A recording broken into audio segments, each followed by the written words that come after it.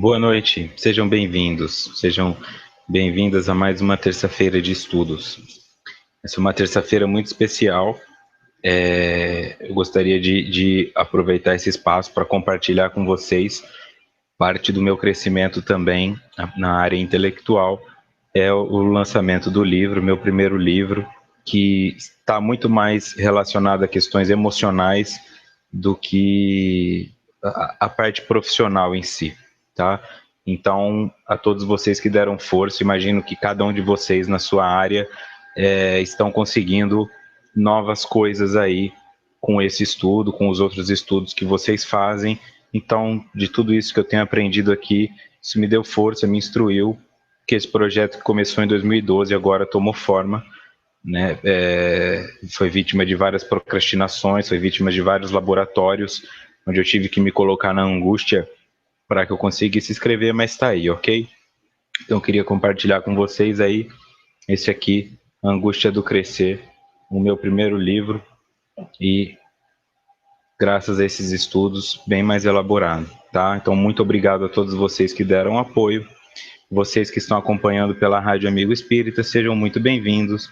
Vocês também que baixam os áudios no SoundCloud e assistem pelo YouTube, muito obrigado por estarem conosco nesses estudos. Ok? Também gostaria de... Deixa eu orientar aqui. Também gostaria de comunicá-los aos interessados que estou acertando algumas datas, ainda não é 100%, mas já tem datas para Criciúma, o ano que vem, Governador Valadares, Recife, e São José do Rio Preto e Santa Adélia. Só alguns detalhes que faltam para resolver, mas é muito provável que deem certo, ok? Então, principalmente o pessoal de Recife, de São José de Rio Preto e Santa Adélia, para onde eu nunca fui, será uma oportunidade de conhecê-los. Certo? Então, a vocês que estão aqui também, acompanhando sempre presencialmente, deixo aqui o meu boa noite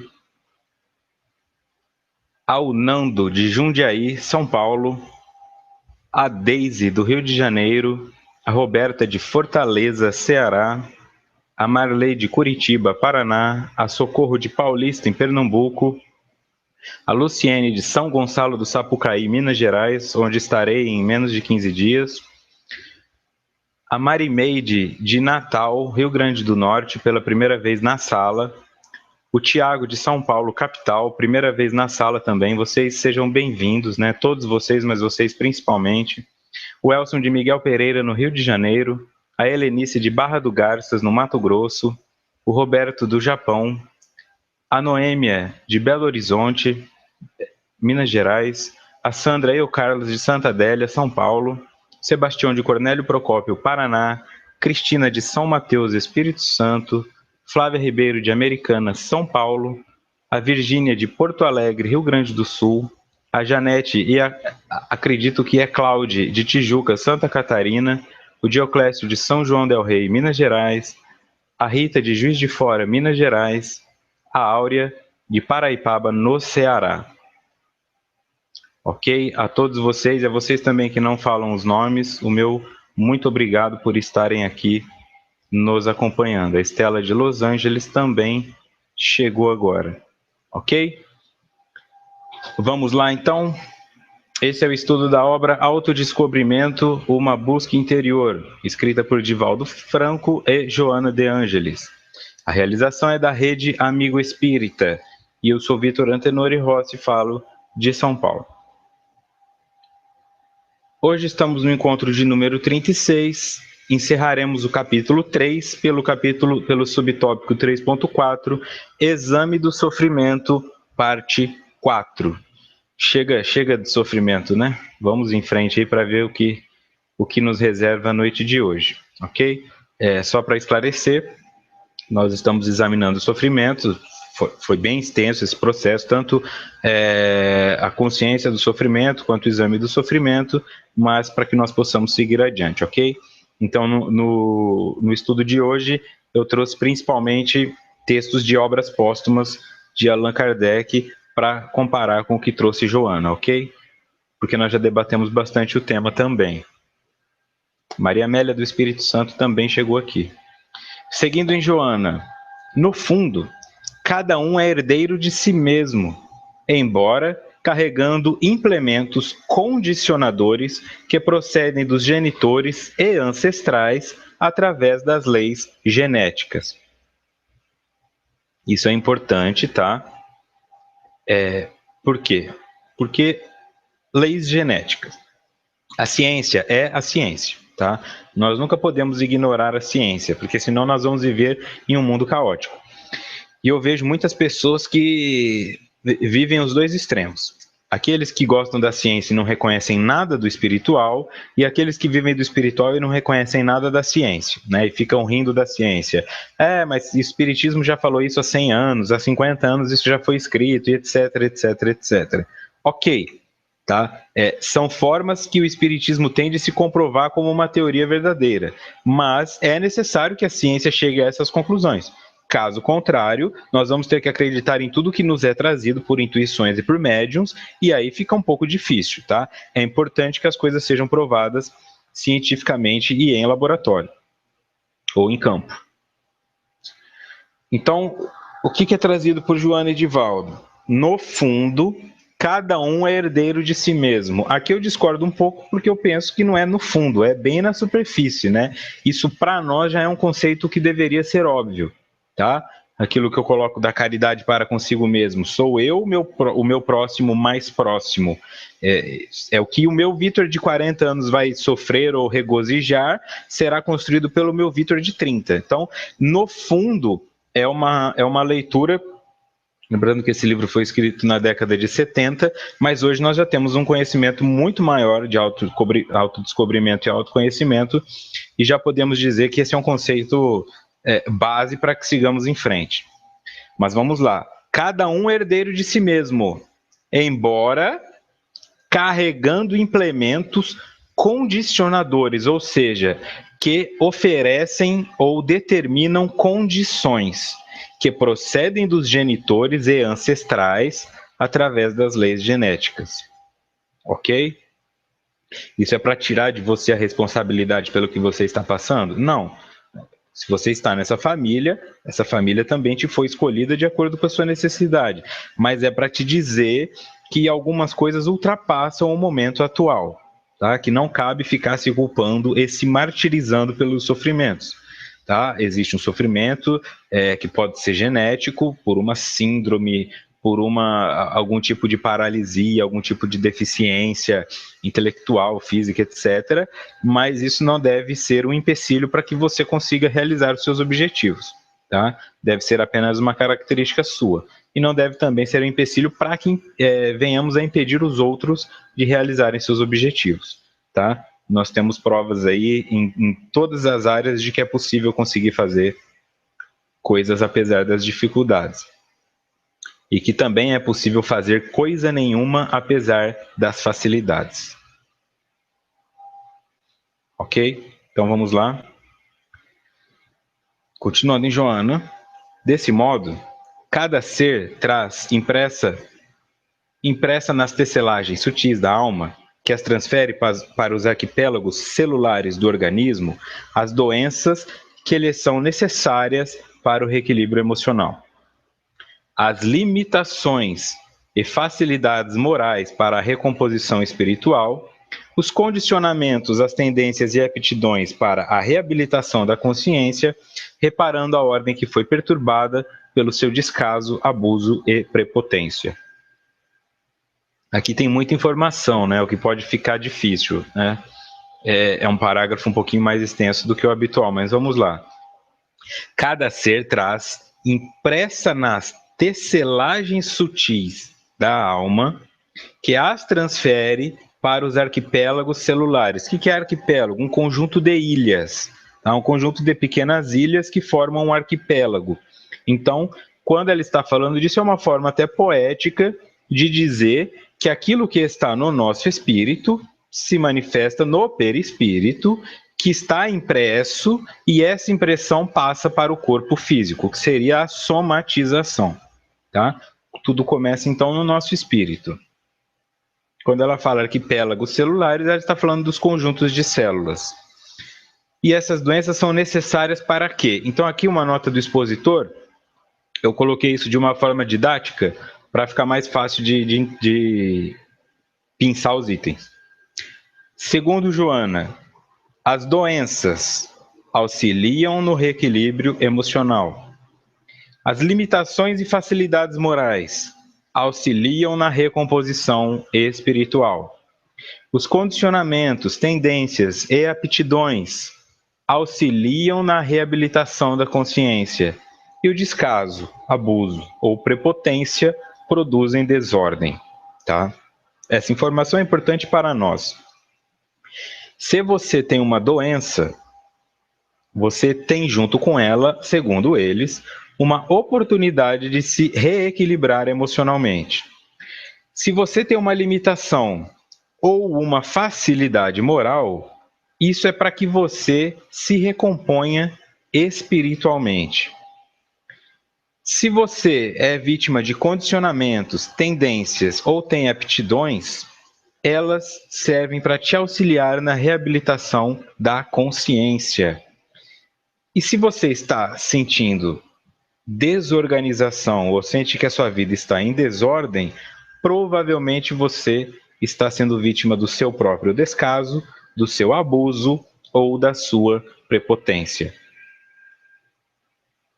Então, é isso que eles nos trazem, ok?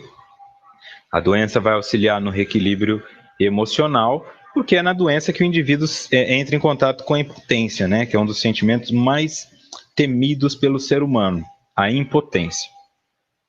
Eu não vou dar conta. Então, quando o indivíduo vem com uma doença, ele se reequilibra emocionalmente.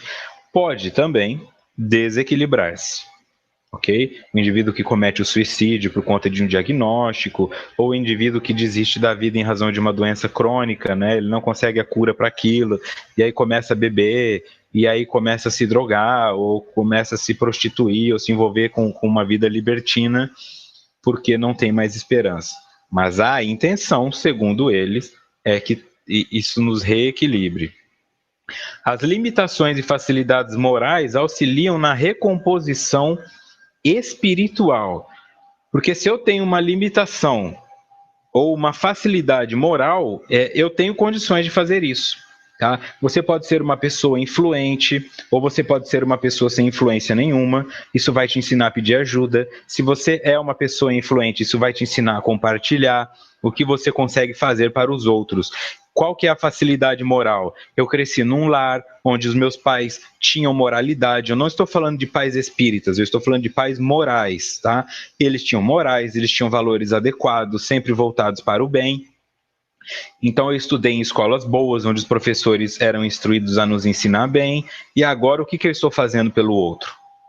Ah, mas eu não ganho salário suficiente para fazer pelo outro. Mas o outro não precisa só de dinheiro. Às vezes o outro precisa ser alfabetizado, às vezes o outro precisa de alguém que o escute, às vezes o outro precisa de alguém que lhe sirva uma sopa ou um pão. Às vezes o outro precisa de alguém que faça o seu filho sorrir porque ele não consegue fazê-lo. Então é nesse sentido que nós vamos identificando. E o indivíduo que tem limitações, ele obrigatoriamente se vê tendo que pedir ajuda. E nisso ele ganha uma oportunidade, né? Quantos de vocês não conheceram a religião que frequentam ou a forma de pensar que os modificou porque estavam diante de uma limitação? Não encontravam recursos morais naquilo e acabaram precisando buscar ajuda. Aqui não é o caso das doenças. A Helenice faz uma pergunta. E por que na doença nos colocamos quase sempre em situação de vítima? Por que somos vítimas? O problema é que também somos os algozes. Você não deixa de ser vítima em uma situação, mas você é vítima de você. E é aí que dói. Agora, quando eu projeto a culpa no outro, isso é apenas uma projeção. Mas quando uma doença se instala em mim, eu sou vítima dessa doença e causador dessa doença. Então não deixa de ser verdade colocar-nos na situação de vítima. Mas crer apenas nessa situação é que é o problema. Condicionamentos, tendências e aptidões auxiliam na reabilitação da consciência. Coisas das quais você não consegue se libertar ou coisas das quais você se vê robotizado, robotizada. também musicais, né? Aptidões artísticas, aptidões de falar em público, etc. Por que habilita, auxilia na reabilitação da consciência? Porque você toma contato com coisas que ultrapassam você. Você se torna consciente de você. Você, pela sua aptidão, pode se transformar em uma pessoa muito famosa, que ande na rua e as pessoas queiram estar próximas a você. E aí você tem uma oportunidade de ser consciente disso. Poxa, quando eu era jovem e eu ouvia Legião Urbana, qual seria legal para mim encontrar o Renato Russo na rua? E se de repente um dia eu fico famoso? Ou porque eu sou um cantor, ou porque eu sou um músico, ou porque eu sou um escritor, ou porque eu sou um artista. Quando uma pessoa se aproximar de mim falando, eu gosto do seu trabalho, eu vou conseguir enxergar nela o indivíduo que eu era quando admirava alguém, ou eu vou tornar uma pessoa que fala, não, você de novo, todo mundo quer tirar foto comigo, dá um tempo, deixa eu ter minha vida, e etc. E o descaso, o abuso e a prepotência produzem desordem por quê? Porque a ordem implica uma racionalização dos eventos, tá? E o descaso é aquilo que eu deixo acontecer ao acaso.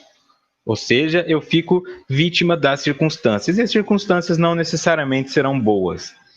O abuso sempre causa desordem, porque o abuso tem esse nome justamente porque você ultrapassa a dose que seria saudável, seja do que for, de sexo, de açúcar, de preguiça, de trabalho.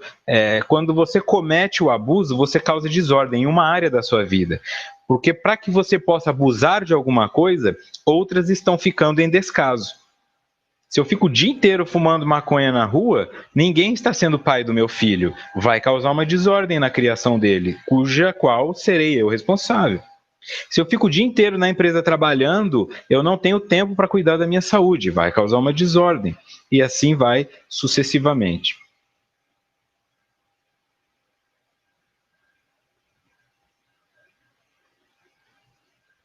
Deixa eu ver.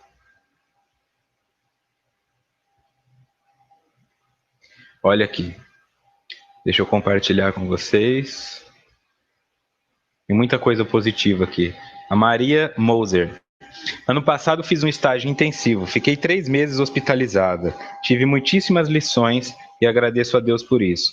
Vejam, ela soube agradecer a Deus por ficar hospitalizada, mas é natural que durante esses 3 meses, em alguns momentos, tenha tido alguns sofrimentos, tenha repensado um monte de coisas. A gratidão vem ao final do processo, quando você elabora os motivos. Quem não elabora, fica 3 meses reclamando da vida e pode até estender esses 3 para 4, 5, 6 de eterno.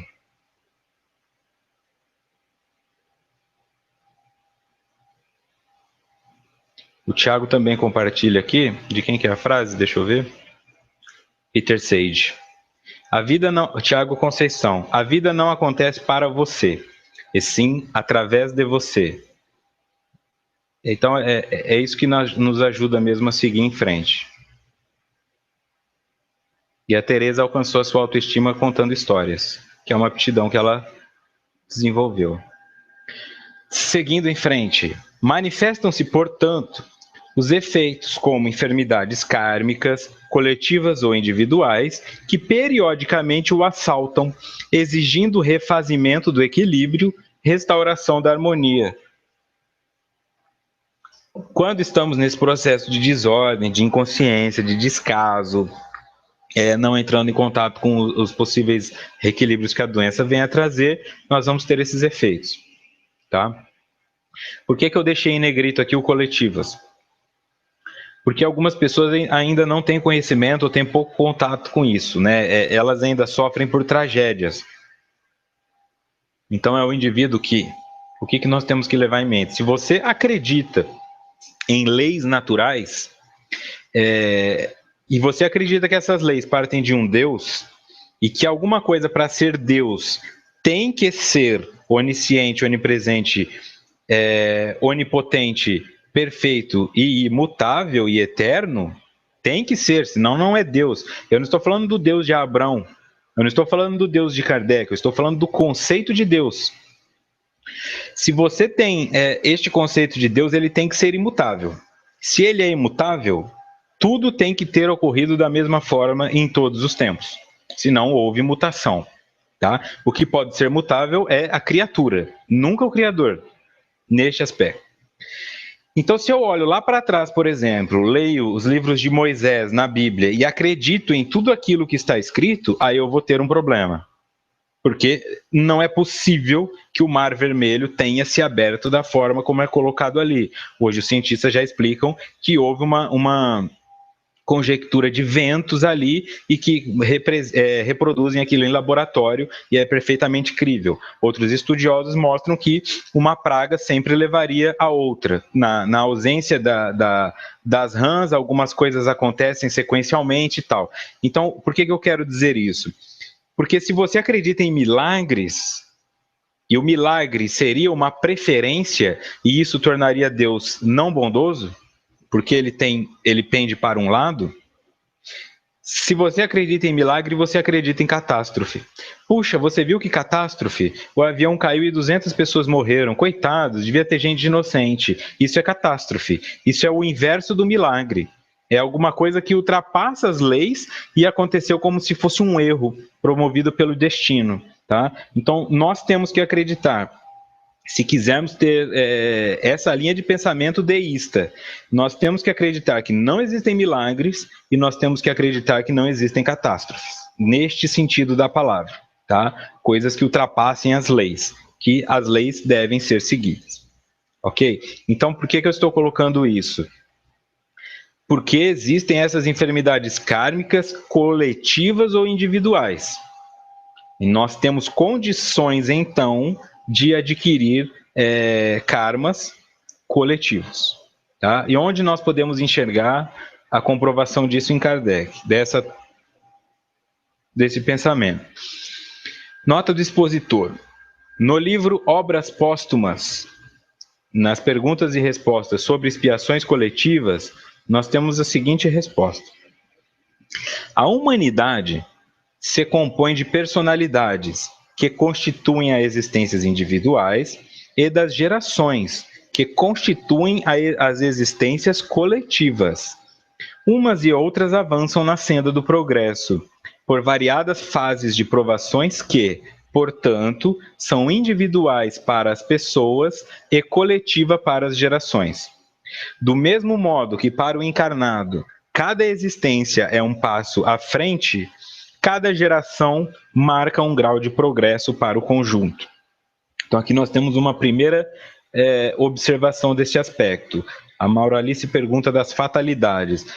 Não pode existir fatalidade. Fatalidade é aquilo que é fatal, aquilo que vai acontecer, apesar ou não da minha vontade. Qual é a única fatalidade? A reencarnação e o progresso. A reencarnação até em dado momento para de acontecer. Mas o progresso é a única fatalidade que o livro, que a obra kardecista nos traz. Todo o resto que acontece foge à nossa compreensão, não é milagre, tá? É apenas a nossa incapacidade em compreender aquele fenômeno porque não temos recursos suficientes para isso. Ou dos nossos sentidos que são limitados, ou da nossa ciência que ainda não avançou o suficiente. E após um tempo, tudo será explicado, porque se não for explicado tudo cientificamente, então nós temos um milagre. E se temos um milagre, alguém, algo ou alguma situação foi beneficiada por Deus. E o benefício a um sempre vai trazer prejuízo a outro. Não que cause um dano direto ao outro, mas vai gerar inveja, vai gerar comparação e vai gerar uma quebra no sistema. Ok? Isso, o Dioclésio trouxe a cidade de Mariana, também teve há uns anos aquele incêndio na boate em Santa Maria. São essas catástrofes coletivas, tá? E aqui Kardec faz perguntas a respeito delas. Então, qual vem a resposta? Do mesmo modo que para o encarnado, cada existência é um passo à frente, cada geração marca um grau de progresso para o conjunto, ou seja, o coletivo. Seguindo neste livro, o algoz, relativamente à sua vítima, quer indo a encontrar-se em sua presença no espaço, quer vivendo em contato com ela, numa ou em muitas existências sucessivas, até a reparação do mal praticado. O mesmo sucede quando se trata de crimes cometidos solidariamente por um certo número de pessoas. As expiações também são solidárias, o que não suprime a expiação simultânea das faltas individuais. Só respondendo, a Mari Meide pergunta se a morte é uma fatalidade. A morte é uma fatalidade, porque iremos morrer. Só que a morte é uma fatalidade do planeta Terra. Quando você estuda os mundos superiores, você descobre que chega um momento em que o espírito não precisa mais encarnar. Se ele não precisa mais encarnar, ele não mais morrerá. As mortes que acontecerão com ele serão mortes simbólicas, de novos aprendizados e daquelas coisas que estão sempre evoluindo. Mas por isso que eu não posso colocar que a morte é uma fatalidade eterna. A morte é uma fatalidade relativa ao planeta em que estamos. Mas o progresso é uma fatalidade, porque nunca pararemos de progredir segundo a doutrina kardecista. Mas em dado momento de nossa evolução, pararemos de morrer. A não ser que sejam mortes missionárias, como a citada por Jesus Cristo, que veio para morrer em função de algo maior. Mas ele não tinha necessidade de morrer. Então, para ele, a morte não é uma fatalidade. Qual que é a comparação aqui no Obras Póstumas de Kardec? Da mesma forma que um indivíduo vai ter que se reparar com outro indivíduo que ele fez mal, o mesmo sucede quando se trata de crimes cometidos solidariamente por um certo número de pessoas. As expiações também são solidárias, o que não suprime a expiação simultânea das faltas individuais. Então vamos pegar, por exemplo, indivíduos que cometeram chacinas, atrocidades, exércitos que abusaram. Nós temos sempre que levar em mente, um policial, a função dele é matar um bandido caso o bandido revide. Então, ele não vai pagar por isso da mesma forma que o bandido pagaria se eu tivesse matado. Isso já está claro para nós ali no Livro dos Espíritos, se não me engano. O que nós temos em mente são os abusos, tá? Então, o general falava, vão até aquela vila e destruam tudo. Destruir tudo é amarrar as pessoas, colocar fogo, virar as costas e ir embora. Mas alguns aproveitavam para estuprar, para torturar, para humilhar. Isso é o abuso. Então, quando o indivíduo comete esse abuso, ele comete em galera. Aquelas brigas de multidão, linchamentos, torturas, movimentos culturais ou movimentos políticos, como a ditadura, por exemplo. Então, como essas pessoas trabalharam junto para produzir o mal, um sequestrava, o outro torturava, o outro matava, o outro enterrava, o outro acobertava, eles têm um karma coletivo. E eles podem expiar isso coletivamente. Então, se todos eles precisam passar por uma experiência traumática, vamos colocá-los todos dentro de um avião que vai cair, porque aí eles espiam coletivamente. Mas pode ser que alguns absorvam isso, outros não, e aí o progresso vai se diferenciando para cada um. Tá? Mas é nesse sentido, então, que nós devemos enxergar, nós podemos enxergar as tragédias coletivas. Pessoas que se agrupam no mesmo local e acabam pagando com a mesma situação, tá? Como foi colocado dessa tragédia lá em Mariana, teve uma mulher que saiu com a moto avisando as pessoas de que a barragem tinha arrebentado e ela conseguiu salvar centenas de pessoas com isso. Então, quer dizer, por que alguns vão, outros não vão? Por que uma pessoa desiste do voo uma hora antes do voo sair e outra compra aquela passagem que ela desistiu e o avião cai? Se nós não compreendermos que existe uma lei regendo essas situações e que um pobre inocente caiu naquele avião junto com os criminosos e de outras vidas, claro, aí nós vamos sofrer, porque nós vamos começar a achar que isso pode acontecer conosco. E se isso pode acontecer comigo, por que não pode estar acontecendo agora? Então, será que essa doença era para mim mesmo? Será que é porque eu não estou naquele ambiente pesado onde eu trabalho e na verdade, não era para estar acontecendo isso comigo? Eu trabalho num banco que foi assaltado, tomei um tiro e fiquei na cadeira de rodas. Será que era eu que tinha que tomar esse tiro? Aí você começa a entrar em um processo de desconectar-se da realidade, não confiar mais que existe uma lei regendo o universo e onde não há lei, há caos. E o caos é a porta para a loucura.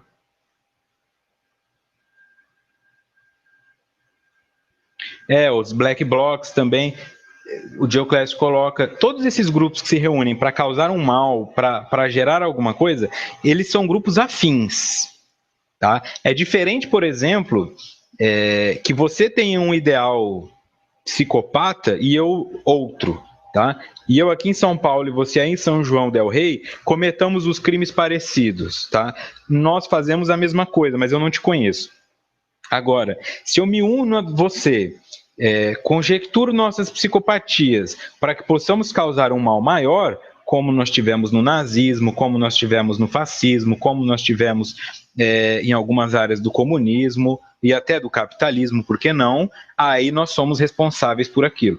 Tá? Este grupo de políticos que é corrupto, independente de partido, existem corruptos, tá?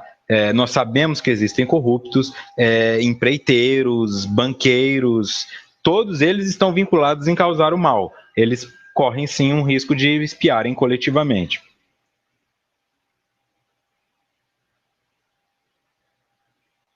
Continuando em Kardec. Salvo alguma exceção, pode-se admitir como regra geral que todos aqueles que numa existência venham a estar reunidos por uma tarefa comum já viveram juntos para trabalhar com o mesmo objetivo e ainda reunidos se acharão no futuro, até que hajam atingido a meta, isto é, expiado o passado ou desempenhado a missão que aceitaram. Percebe? Salvo alguma exceção. Então, o que eles colocam? Regra geral. Que todos aqueles que numa existência venham a estar reunidos por uma tarefa comum, todos aqueles, isso inclui você, isso inclui eu. Qual que é a sua tarefa comum? É o obreiro numa casa espírita? É um cientista dentro de um laboratório?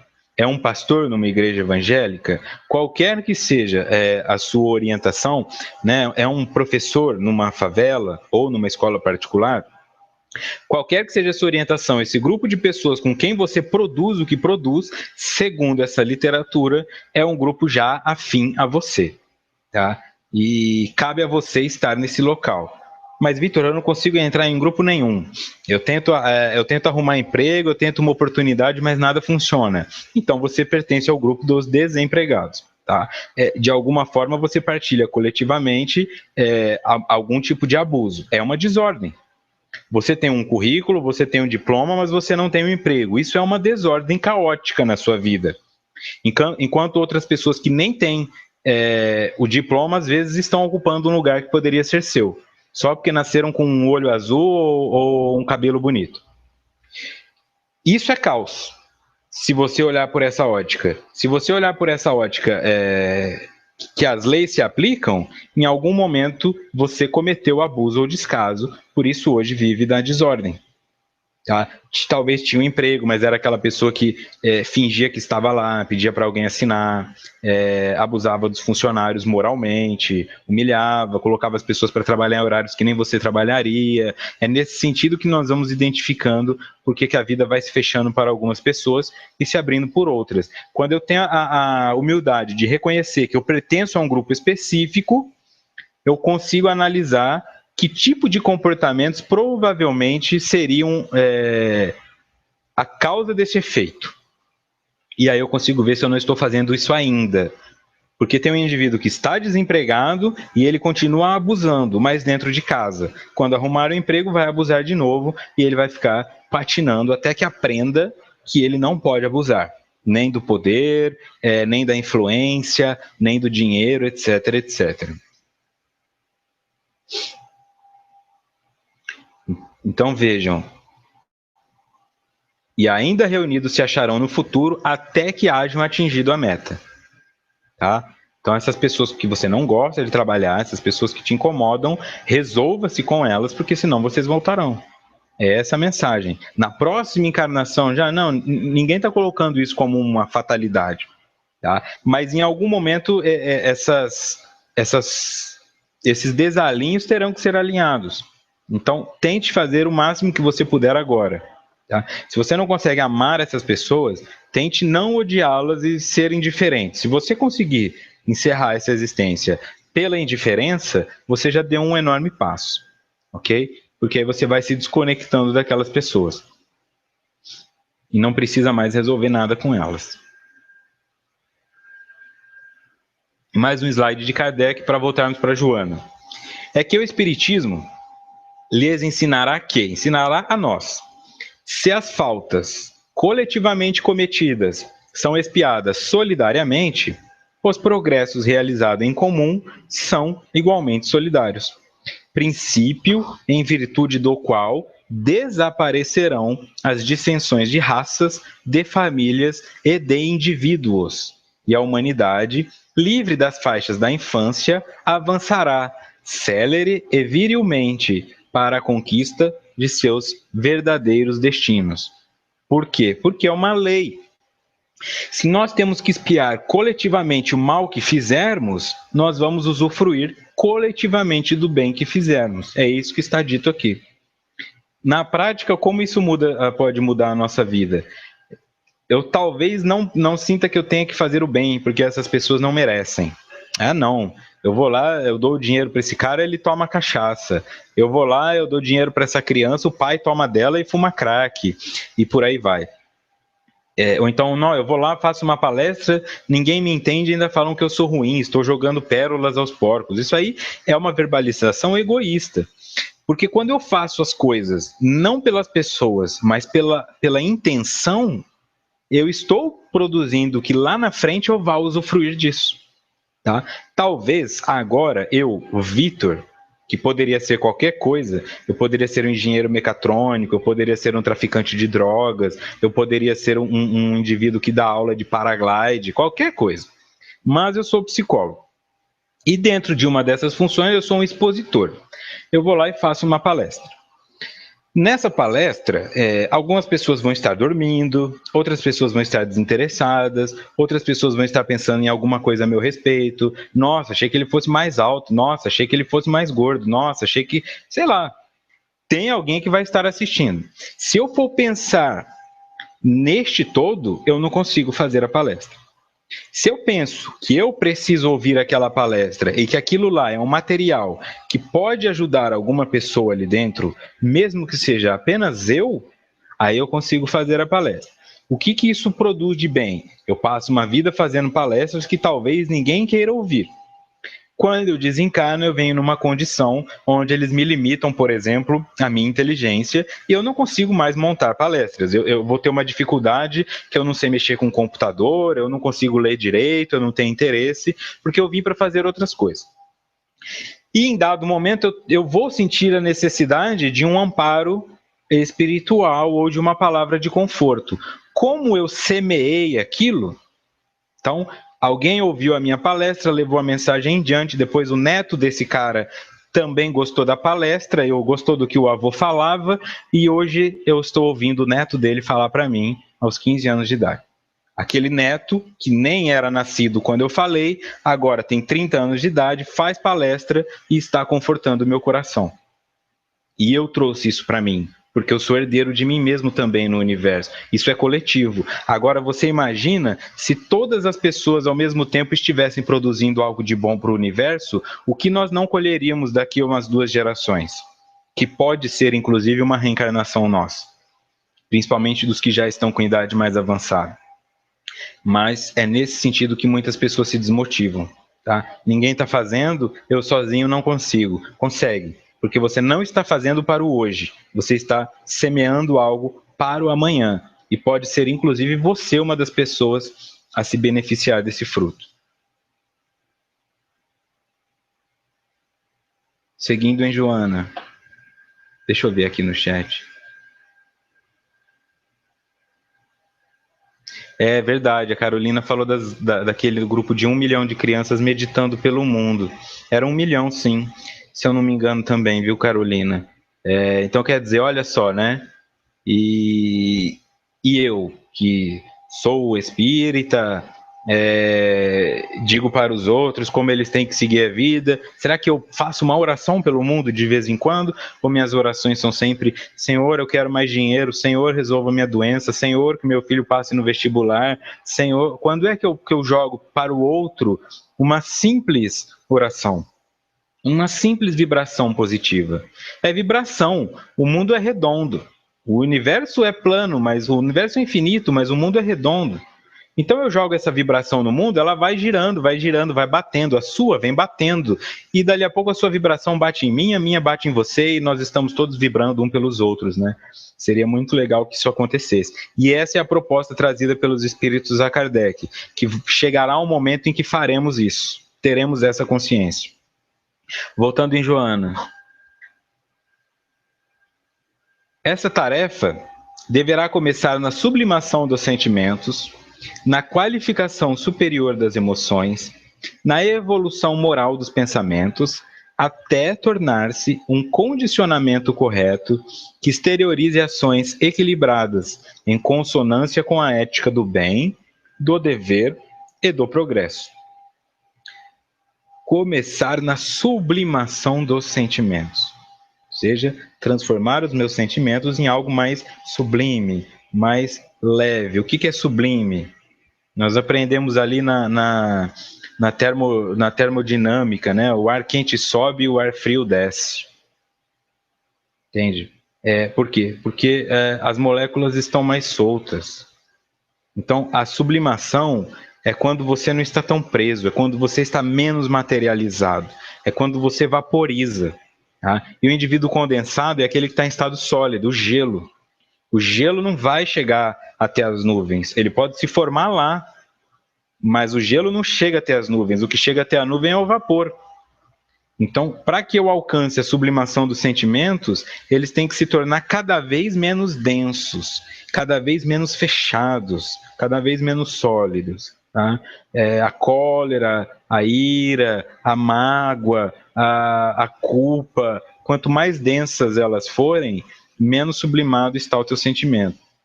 E, portanto, mais distante você está do crescimento. Na qualificação superior das emoções, ou seja, emoções de qualidade superior, tá? Em outras palavras, com a mesma facilidade que eu sinto angústia, eu sentirei alegria, eu sentirei desejo de produzir coisas, eu sentirei gratidão. A minha emoção é qualificada, ela não deixa de existir. Eu não vou me tornar um bambu que não tem sentimentos. Eu vou, pelo contrário, sublimar os sentimentos e qualificar as emoções. Chegará um momento em que automaticamente eu vou produzir coisas positivas. Na evolução moral dos pensamentos, até tornar-se um condicionamento correto. Como é que eu evoluo o meu pensamento moralmente? Primeiro, identificando em que estágio ele se encontra. Quando você vê uma situação que envolve moralidade, quanto você se envolve naquilo?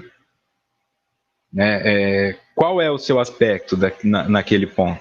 Igual aqui em São Paulo tem os pancadões aí que o pessoal tá querendo acabar. É adolescente fazendo striptease, dançando só de calcinha, é droga, é isso e aquilo. E aí tem pessoas que assistem aquilo na televisão, a mulher com o marido ou o filho com a mãe e fala, nossa, que absurdo, isso tem que acabar. Mas lá no íntimo ele pensa, nossa, que coisa gostosa. Como eu queria estar aí. Olha só essa menina, olha só essa droga. Então, é nesse aspecto. Quando eu me vejo em uma situação de uma pessoa que está em sofrimento, como é que eu enxergo ela? Mas também um bêbado desse aí tem só que enterrar. Não tem um alcoolista ali, né? Não tem o seu Jorge, que por não saber lidar com as emoções e por traumas que sofreu, acabou entrando no álcool e hoje se transformou em alcoolista. Não, tem um bêbado ali que está atrapalhando a minha direção nessa rua. Tem um bêbado ali que está incomodando a paisagem que eu quero olhar. É nesse sentido que nós identificamos moralmente como andam os nossos pensamentos. E evoluí-lo moralmente significa que diante desses eventos, sempre que eu pensar alguma coisa, eu vou pensar primeiro moralmente. Dentro de linhas, olha aqui, éticas do bem, do dever e do progresso. Tá? Então, eu sou responsável também, de alguma forma, por aquele cara bêbado na rua. Posso não tirá-lo de lá, posso não interná-lo numa clínica, mas se eu conseguir olhar para ele com compaixão ao invés de desprezo, eu já estou fazendo muito mais do que a maioria faz. Para a criança pobre, para o bandido, tem que matar todos esses bandidos.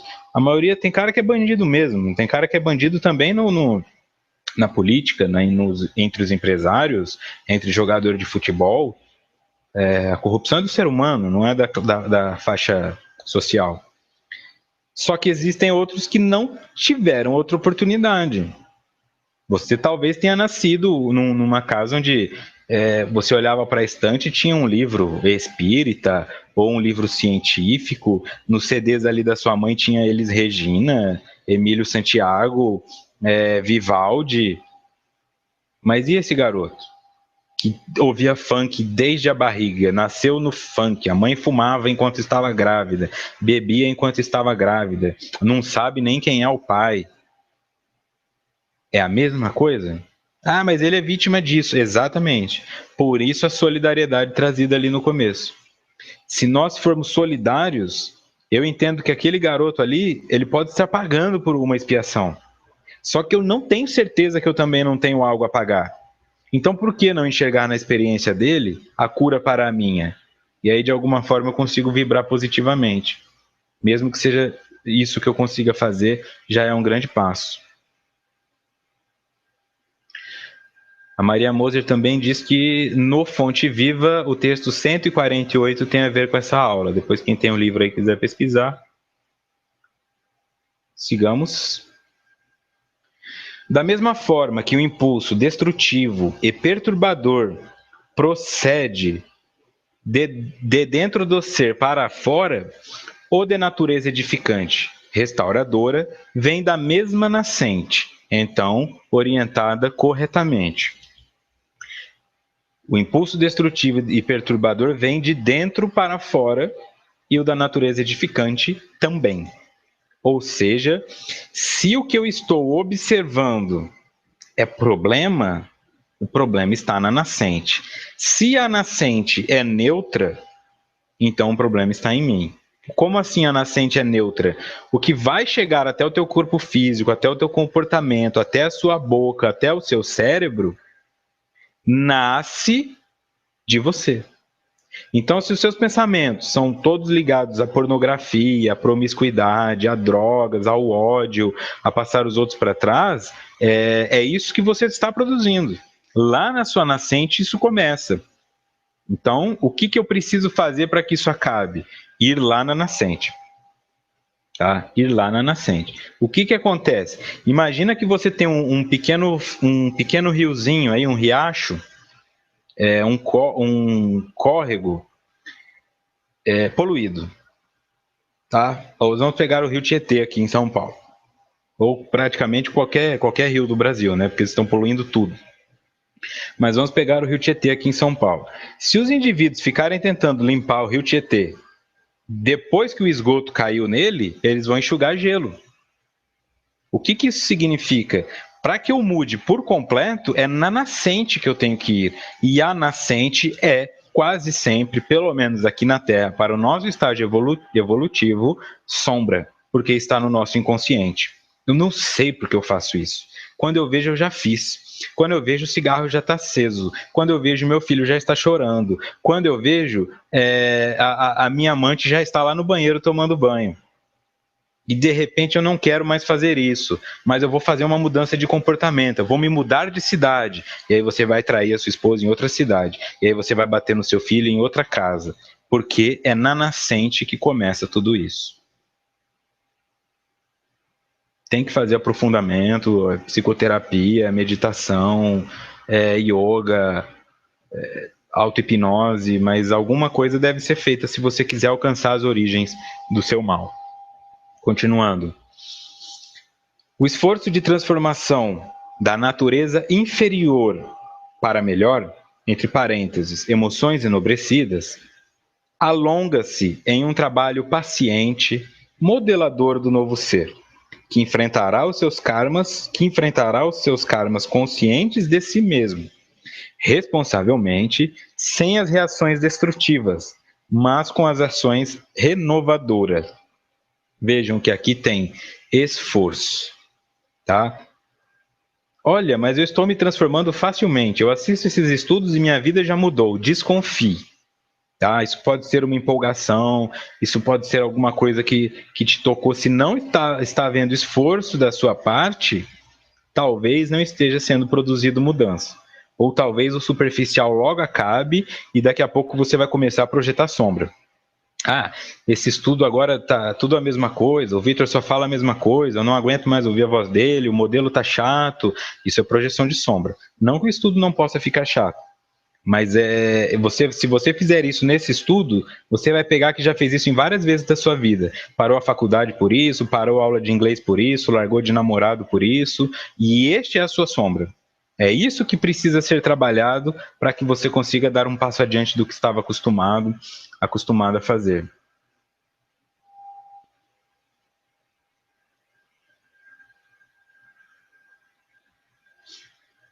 Pergunta, Noêmia. O ambiente onde estou é sempre resultado do mundo íntimo ou pode ter alguma finalidade? E qual seria? Ele é sempre resultado do mundo íntimo, só que você nunca pode excluir o aspecto missionário. Por isso é muito importante ter em mente. Tá? Tudo vai servir para o seu crescimento. Ou como uma expiação, ou como uma missão, ou como uma prova. O que isso tudo quer dizer? Que o que você deve descartar é o acaso. Que existe uma finalidade? Existe. Se existe uma finalidade, é para o seu crescimento ou para o crescimento do outro. Se você precisa que o outro cresça, essa é uma necessidade tua, portanto, é do seu íntimo. Se você precisa crescer, também é do seu íntimo. Então, sempre o seu íntimo direcionará os seus passos, mas não necessariamente como missionária ou como expiação. Vai depender do seu contexto, da sua história de vida, da sua ficha criminal aí, né, da sua capivara espiritual, se é que existe esse termo lá. Ok?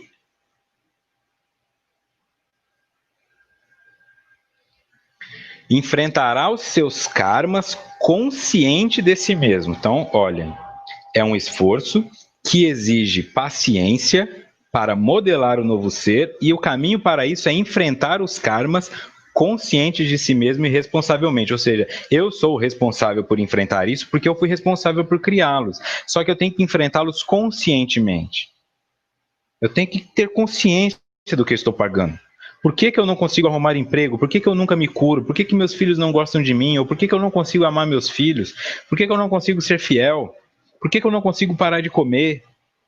Tudo isso vai te ajudar a enxergar quem você é. Porque se for um karma, que esse termo que nós já vimos no outro estudo, que não é muito interessante usar, mas o Joana usa muito. Se for realmente um karma, e tem que ser, porque todo efeito tem que ter uma causa, se você chega na causa, que é a nascente, aí você vai descobrir por que você come tanto. O seu problema não é a obesidade é um sintoma do seu problema, que é comer demais, que não é o seu problema. Comer demais é um sintoma do seu problema, que é a ansiedade, que não é o seu problema. A ansiedade é um sintoma do seu problema, que é não se sentir aceita. E aí é que você vai chegar à conclusão que lá no fundo, lá atrás, você pode descobrir que em algum momento você foi ler uma carta e ninguém se interessou, todo mundo deu risada de você, você se apaixonou por uma pessoa e ela preferiu outra. É nesse sentido que eu falo, da redução fenomenológica, de chegar à nascente e de mudar o efeito, e não, a causa, perdão, e não os efeitos. Por isso é tão difícil. Porque nós, a maioria das vezes, estudamos os efeitos como se fossem a causa e estamos ali tentando limpar o Tietê depois que o esgoto já caiu nele. Continuando agora em obras póstumas. O homem que se esforça seriamente por se melhorar, assegura para si a felicidade já nesta vida. Além da satisfação que proporciona a sua consciência, ele se isenta das misérias materiais e morais, que são a consequência inevitável das suas imperfeições. Tá? Quem se esforçar seriamente por se melhorar, já encontrará felicidade agora, além da satisfação que trará a própria consciência, porque se isenta das misérias materiais e morais, que são consequência da sua imperfeição. Joana, é o caso das enfermidades irreversíveis. que se modificam e desaparecem às vezes, quando quem as padece enfrenta o infortúnio e coopera para a sua superação. Vejam, enfermidades irreversíveis que de repente se revertem, modificam ou desaparecem. Quando? Quando o indivíduo que carrega elas, enfrenta elas e coopera para a sua superação. Ah, não, olha, você tem 2 meses de vida, está lá vivendo há 10 anos. Olha, não, fica tranquilo que a sua saúde é de ferro, 6 meses depois infarta. Eu posso produzir, construir ou destruir. Mas o que ela está trazendo aqui? Que nada precisa ser eterno nesse sentido. Você pode se resolver com todos os seus aspectos, basta que a situação seja resolvida. E o enfrentar, não é, eu vou enfrentar o meu diabetes não comendo doces, não. É compreender dentro deste processo que eu falei de voltar, por que eu sou diabético. E aí você vai ter uma resposta. Isso em nível espiritual, não é uma coisa fácil. Não espere que você vai chegar, por exemplo, num psicólogo e resolver isso em uma sessão, ou em um psiquiatra e curar isso com um comprimido. É um trabalho de uma vida, quiçá de várias.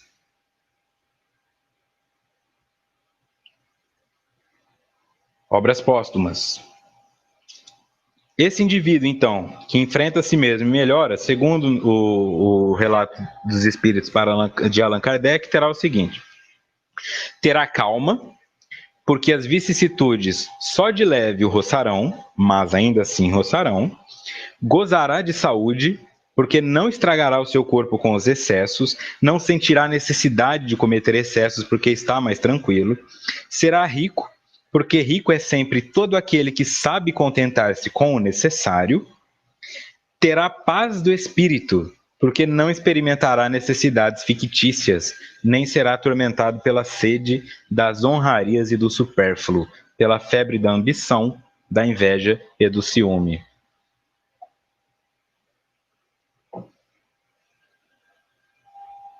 Certo? Então, por que eu grifei aqui, ó?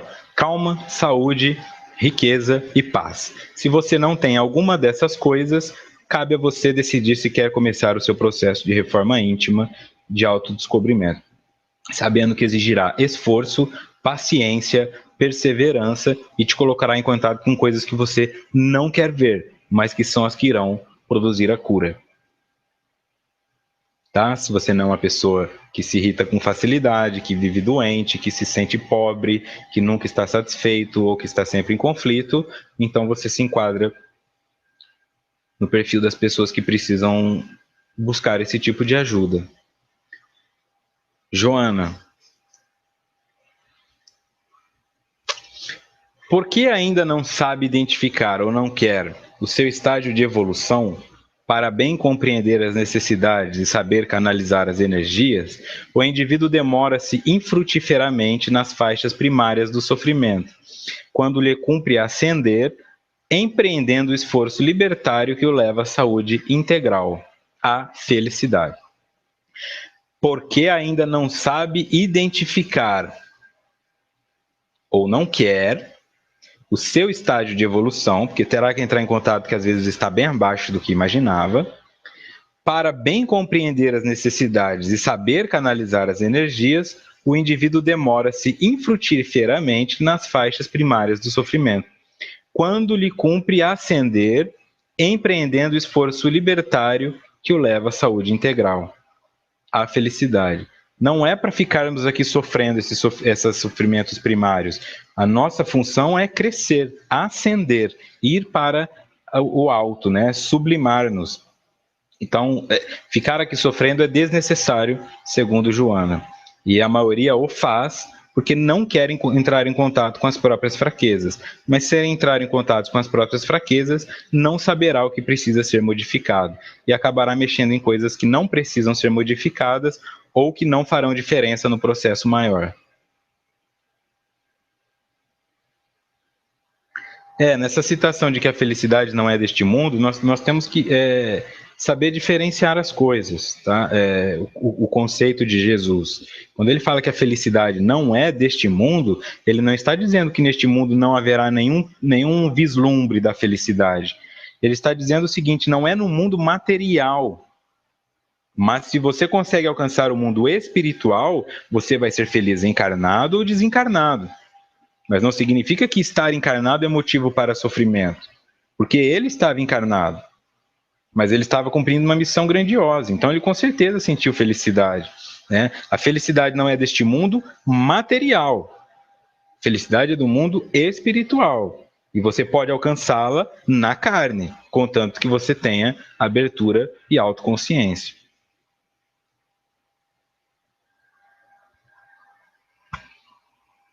Joana, os princípios que regem o macrocosmo são os mesmos para o microcosmo. E o homem é a manifestação da vida, sintetizando as glórias e as imperfeições do processo da evolução, que ele cumpre desenvolver para atingir o ápice da destinação a que está submetido. Tá? Macrocosmo é tudo isso que se coloca de uma forma maior e de forma menor, ou seja, tudo que nós observamos acontecendo fora de nós se repete dentro de nós e se repete dentro das nossas células e se repete dentro dos átomos e vai até a menor mensuração possível material do universo até a maior. É isso que ela está querendo dizer. Tá? Os princípios que regem. E o homem é a manifestação da vida. A vida se manifesta através do homem. Existe vida? Existe. Olha lá o homem. Sintetizando as glórias e as imperfeições do processo da evolução, que ele cumpre desenvolver para atingir o ápice da destinação a que está submetido. E aqui nas obras póstumas podemos confirmar isso também. Podem aplicar-se, sem medo de errar, as leis que regem o indivíduo, a família, a nação, as raças, ao conjunto dos habitantes dos mundos, os quais formam individualidades coletivas, as faltas do indivíduo, as da família, as da nação, e cada uma, qualquer que seja o seu caráter, se expia em virtude da mesma lei.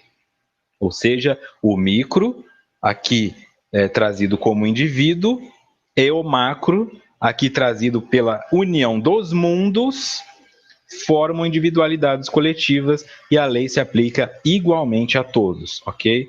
Então, isso confirma o pensamento trazido por Joana, nós encontramos essa confirmação em Kardec.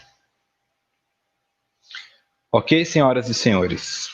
No próximo encontro, no dia 17, iniciaremos o capítulo 4, o inconsciente e a vida. 4.1, o inconsciente, parte 1. Para quem faz os dois estudos, pode gerar uma confusão, porque no outro estudo nós também vimos o inconsciente, mas temos que seguir o livro à risca e não é o mesmo material. Ok? Mais uma vez, deixo aqui o meu muito obrigado a todos vocês por ficarem até agora aí acompanhando, né, pela paciência, pelo apoio, por todo o incentivo que tem dado. Agradeço à Rede Amigo Espírita pelo espaço que nos cede para produzir esse estudo, para trocar essas experiências, e a todos vocês que nos acompanham na Rádio Amigo Espírita, no SoundCloud e no YouTube. Muito obrigado por fazerem parte desse trabalho. Ok? Aos que fazem o estudo de amanhã, até amanhã, e aos que fazem apenas esse estudo, nos vemos terça-feira que vem. Um grande abraço, uma ótima noite a todos vocês, uma ótima semana, muita paz.